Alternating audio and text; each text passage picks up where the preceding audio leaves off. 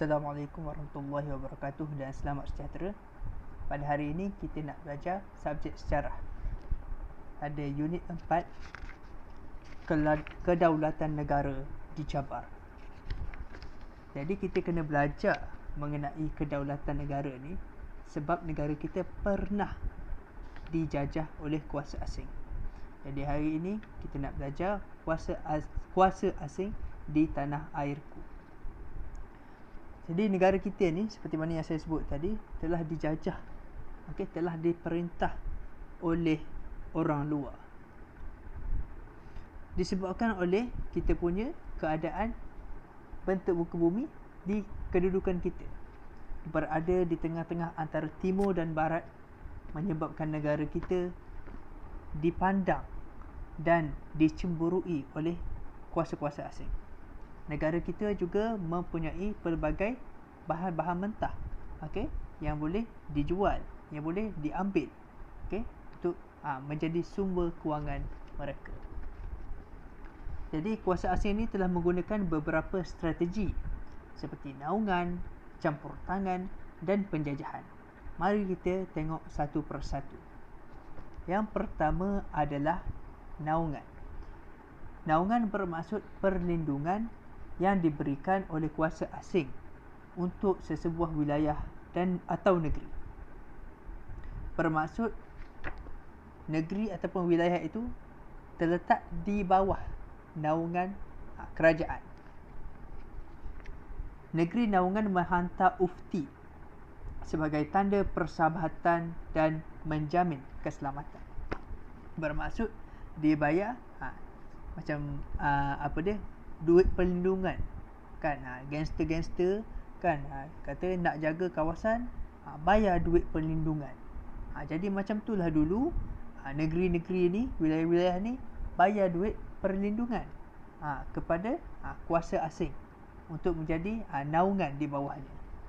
Negeri Perlis, Kedah, Kelantan dan Terengganu adalah negeri yang di bawah naungan Siam sehingga awal abad ke-20.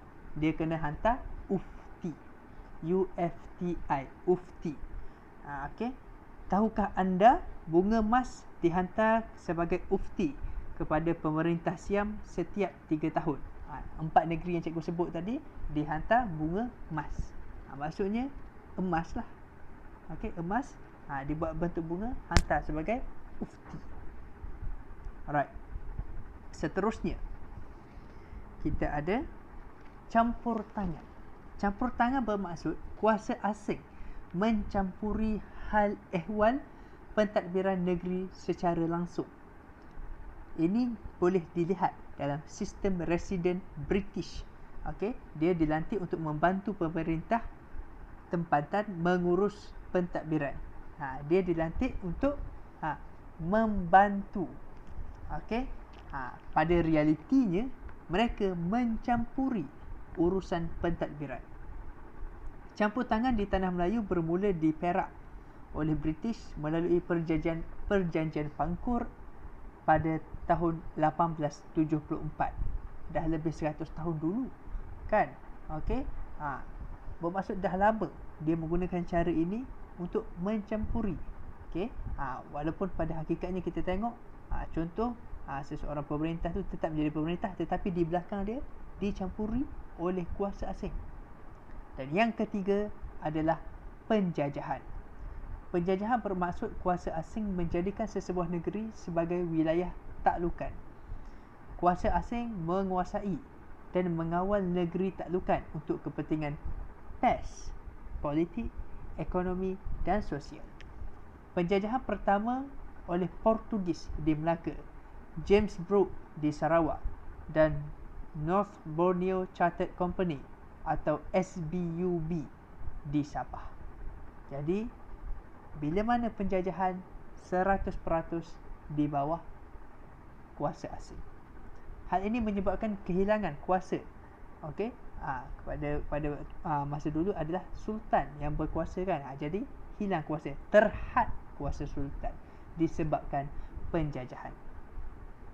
Alright, jadi cikgu minta awak buka muka surat 47.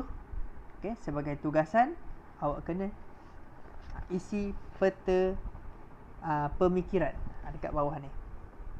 Okey. Ni. Alright. Isi peta pemikiran thinking map di dalam buku nota sejarah awak. Okey, berdasarkan maklumat yang berkaitan dengan naungan campur tangan dan penjajahan, lengkapkan peta pokok di sebelah. Okey, pada muka surat 47. Cikgu rasa setakat itu saja. Okey, di sini cikgu nak tekankan kita kena belajar daripada sejarah. Orang yang mengulangi sejarah ni, orang yang tak ingat sejarah, dia akan mengulangi. Jadi kita tak nak negara kita ni kena jajah lagi. Okey, kita tak suka. Orang generasi terdahulu telah bersusah payah nak merdekakan negara kita. Jadi kita kena mengekalkan kemerdekaan supaya tak kena jajah lagi. Sekian, terima kasih.